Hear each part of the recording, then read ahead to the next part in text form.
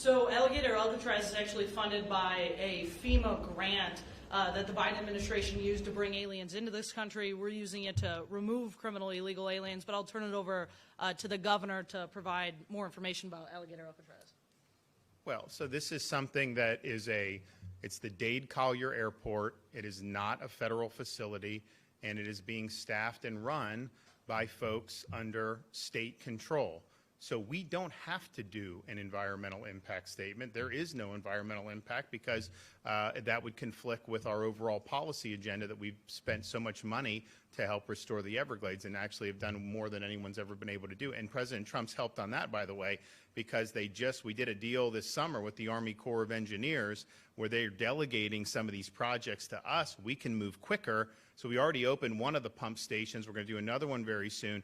Under Biden, this was going to take till 2034. We're now moving that 5 years earlier, where we'll have these SERP projects completed, and that's amazing. So we're doing great work there, but this is just a way to try to throw sand in the gears. This was a very liberal judge that did this. And so if you look at what the appeals court did, they stayed the injunction, which we obviously expected, but they did even more. They took the case away from the judge for now, because I think that the appeals court knew this judge is up to no good. She's going to try to manufacture something to try to throw sand in the gears of this. And so that judge has the case totally taken away from her purview. It is going to go to the 11th Circuit. Look, we will win this eventually one way or another. By the time this winds its way through, who knows what will even be necessary at that point. But that was not good. Now, what I would say to DHS is, yes, we know that's not true.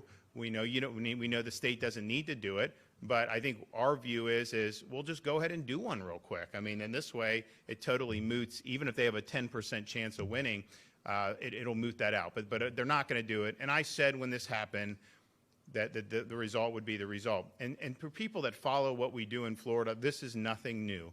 I mean, I can list you things. I could be here for 30 minutes listing examples of when trial court judges have said something that we did is somehow wrong, and then it goes to appeal, and we win on appeal. And that is, we have a very good track record on appeal at the 11th Circuit and here in the state courts in Florida. So I don't think that that's going to end up. That district judge's opinion was rightfully stayed. I do think it'll be fully reversed. But even before that happens, she doesn't have any jurisdiction over this case, and I think that's very important.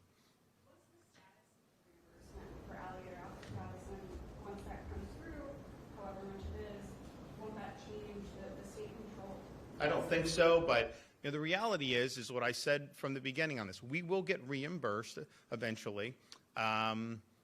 Sometimes these things, although I saw Tom Homan the other day, and he's just like, send us your reimbursements. We got a lot of money now. We want to help you guys.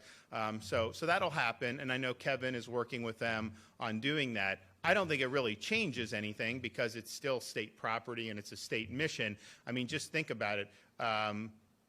Almost any state institution can sometimes get some federal funding. I mean, universities, law enforcement agencies. So what? They're going to have to do environmental impacts? Of course not. Federal government doesn't have the jurisdiction to impose that on us. That'd be commandeering. So you don't have to do that. So I don't think it's going to really change things. But at the same time, they have time where they could do a very quick impact statement. That's the thing. It was portrayed in the media like, oh, they're stopping it because there's actual environmental concerns. No. It was a report. It was a procedural thing that the judge hung her hat on, and I don't think it's valid, but I also know that if they were to just do it, we know what the result of that report would be, and then it kind of moots out that argument. And there's going to be other things that they're going to try to do on this. But I will say, the cadence is good out of there. They're moving detainees out of there. They're moving people out of Deportation Depot.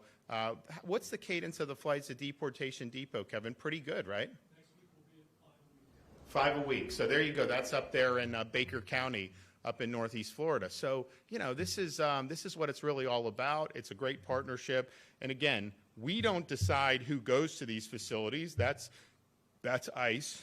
But then we have the ability to help process, offer them an off-ramp to go somewhere else or go back home if they don't want to go. and then have them staged so that DHS can take and fly away. At Alligator Alcatraz, that's very easy because that's like 2,000 feet away. You just take them to the runway. At Baker, you got to move to Lake City. They've also done some stuff out of Jacksonville, Cecil Field. It's not like it's a huge burden, but it's just a little bit more with having to do the transport. But that cadence has been very, very positive. And so this is a really good example of locals cooperating with state on a mission, but then the feds cooperating with us to be able to get this done. And it really is a model, I think, for the rest of the country. And I've said the reason why I did this back in January is because I said, President has a mandate on this issue. He's articulated a vision. Just with what the federal government has now, at the time, even with more resources now, they are not going to be able to achieve that vision if local and state are not on board with this. And so we viewed it as really important that we did it. I don't think it could be fully successful in Florida without our police chiefs, our sheriffs, and our state agencies working in lockstep, and that's what we're doing.